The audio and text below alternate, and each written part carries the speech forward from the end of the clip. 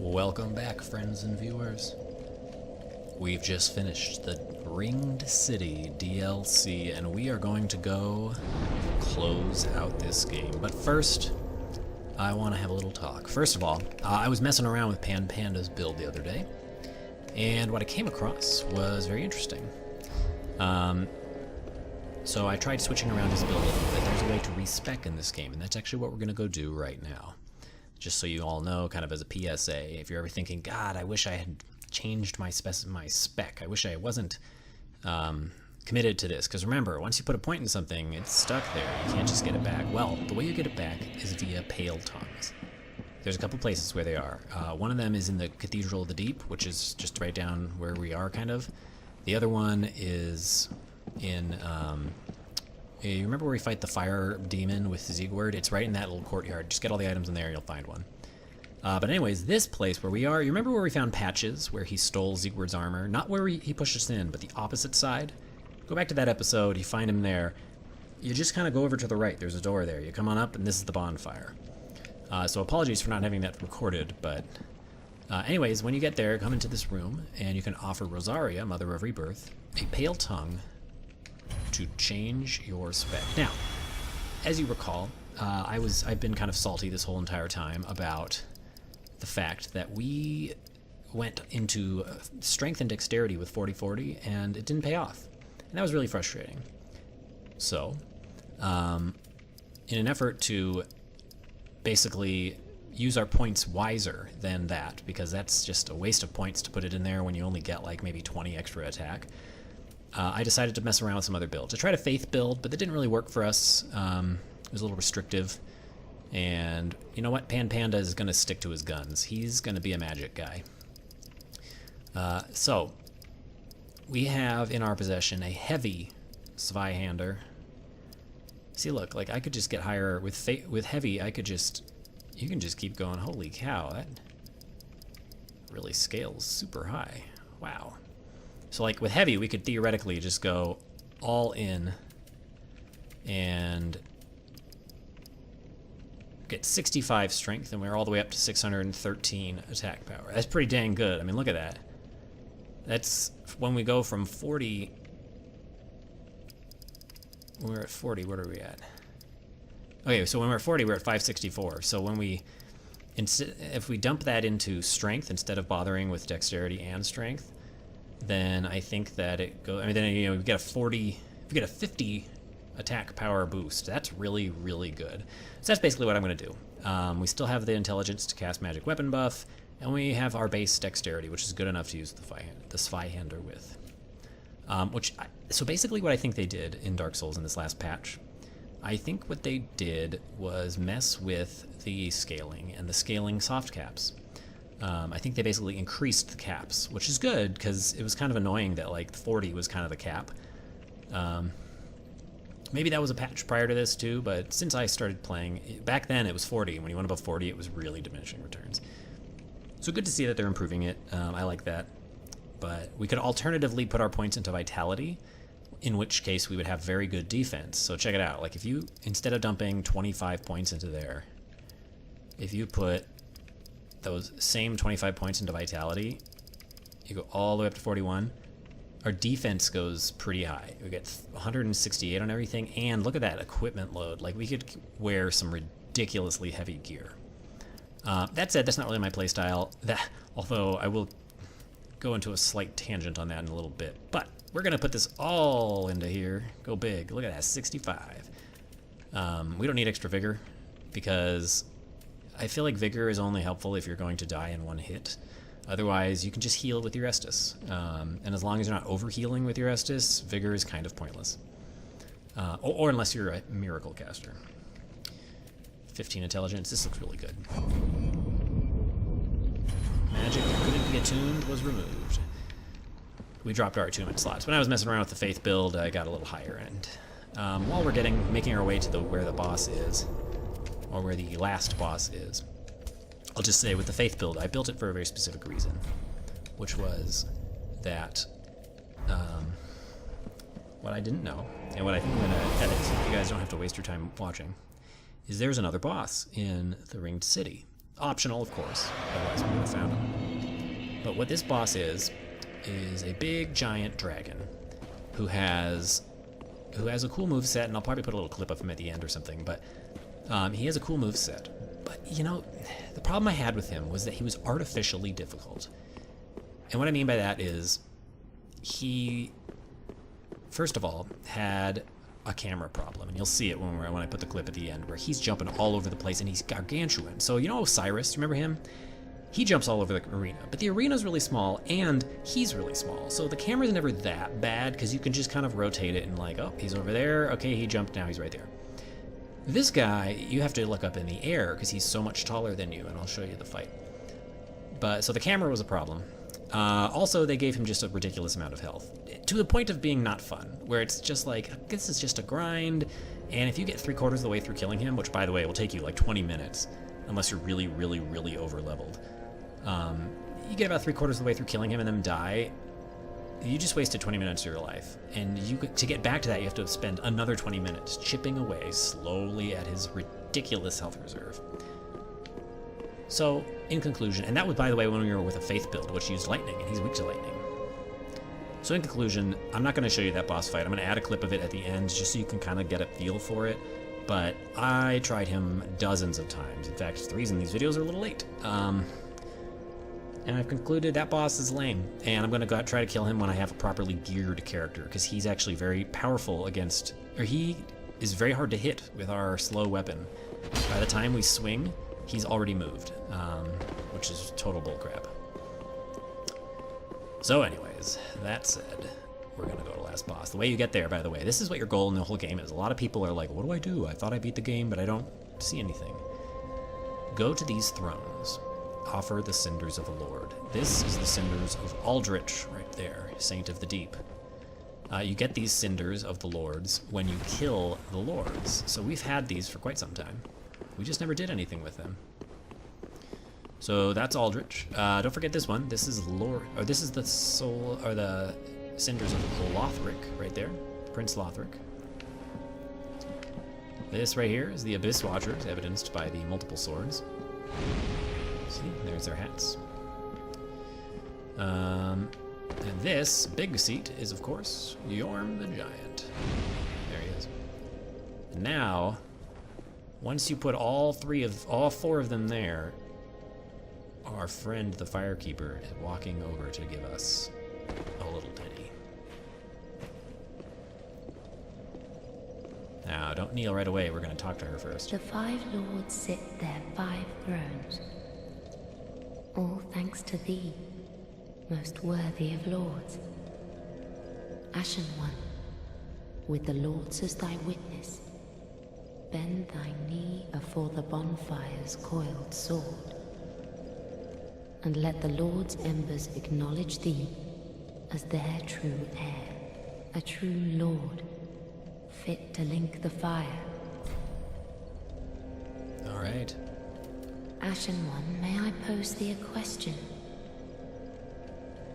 Has the little Lord Ludleth spoken to thee of any curious matters?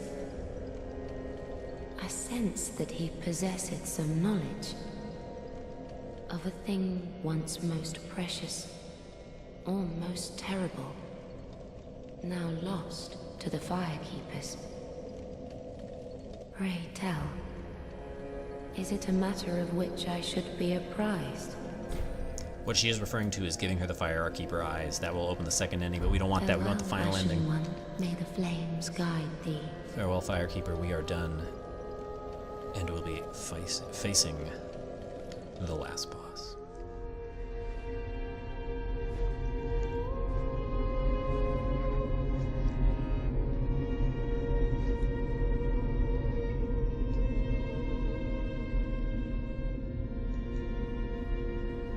Noble lords of Cinder, the fire fades.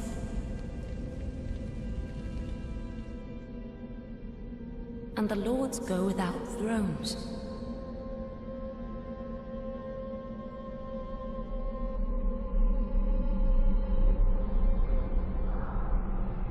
Surrender your fires, to the true heir.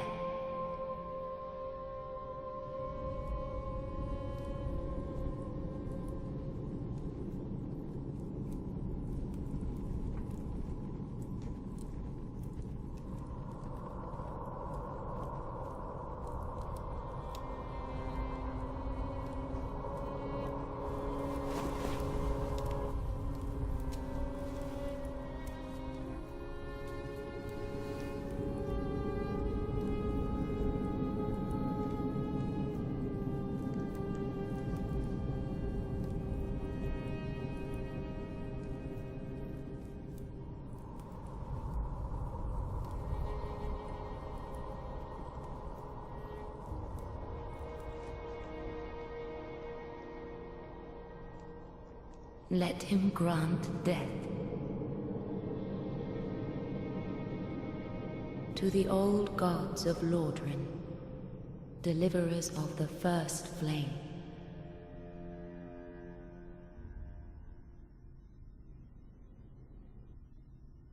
Oh, damn. Alright, where are we? We are in the kiln of the first flame. But alas, the lords do not sit upon their rightful thrones. No, we are not in the fire leash.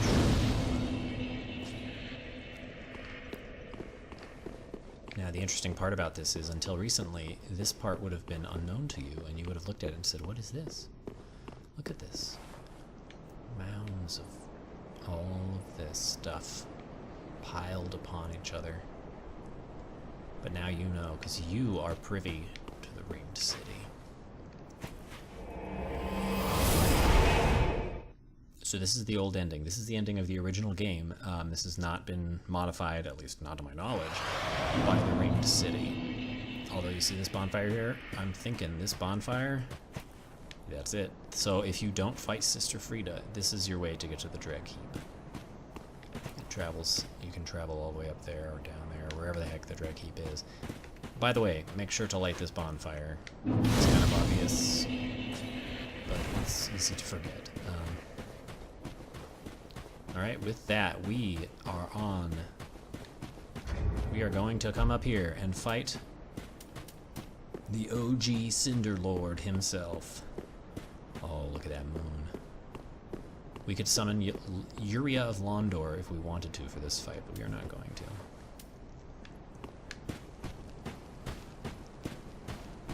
Now, ladies and gentlemen, enjoy this fight. I probably won't talk too much because I want you to enjoy it.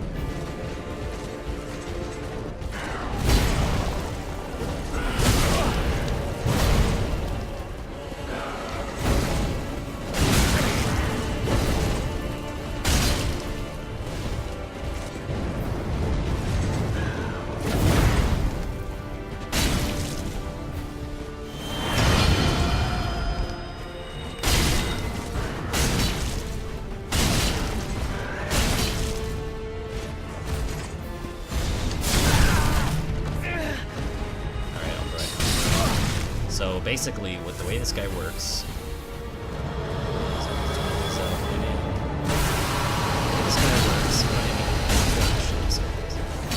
is that he has 4 different weapons that he can choose from. 5. The regular sword. He has this, which is a spear. And he has what you just saw, which was energies. Kill me. One-shot you.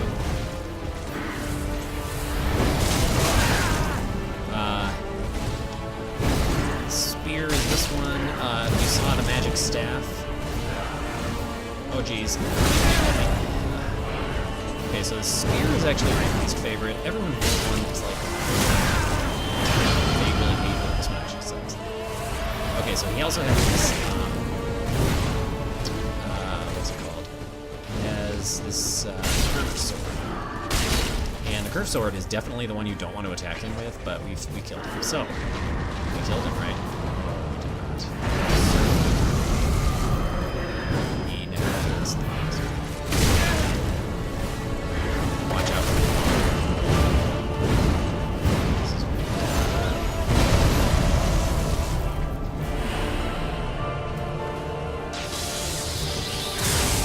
Now he is channeling Souls 1.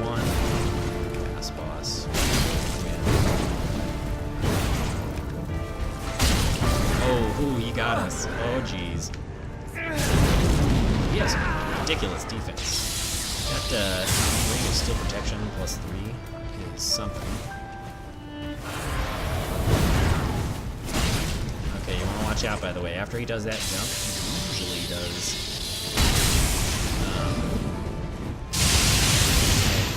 So usually after he does the jump, this jump right here, he'll do his wombo combo. Let's watch it. Yep, there he is. You can literally just stand back and let him do his wombo combo, which will kill you. But if you don't get caught, it's just like, hello.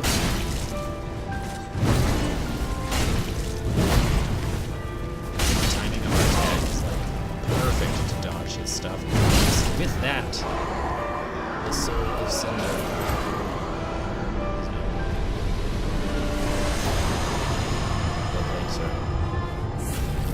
But to be frank, the DLC bosses are ridiculously harder than you.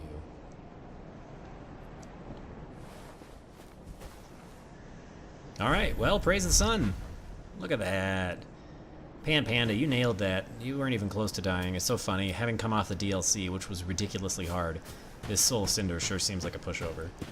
Admittedly, we've played him a lot, and he's not as easy as he might seem, but... yeah. Alright, friends. We're going to get ready and we're going to go into the final cutscene.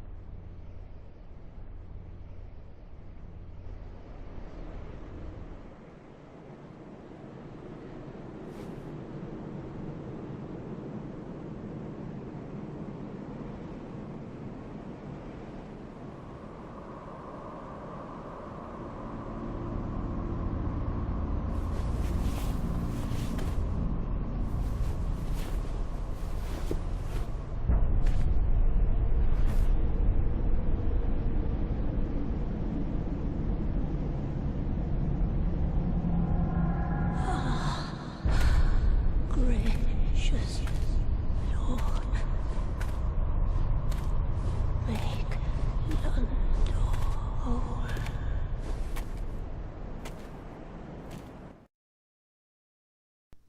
Alright, that will conclude our playthrough of Dark Souls 3.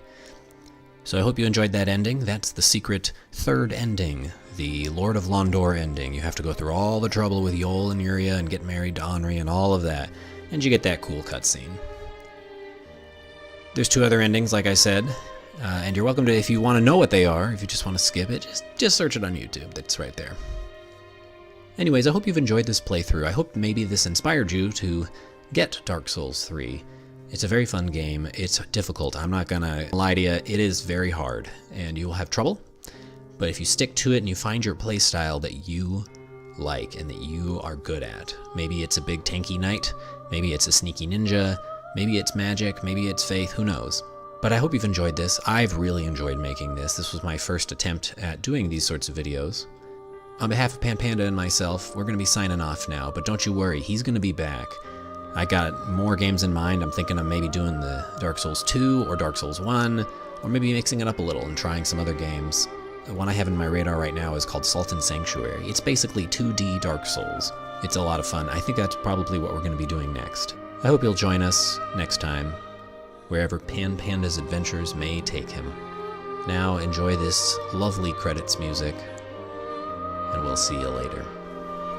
This is Pan Panda signing off one last time.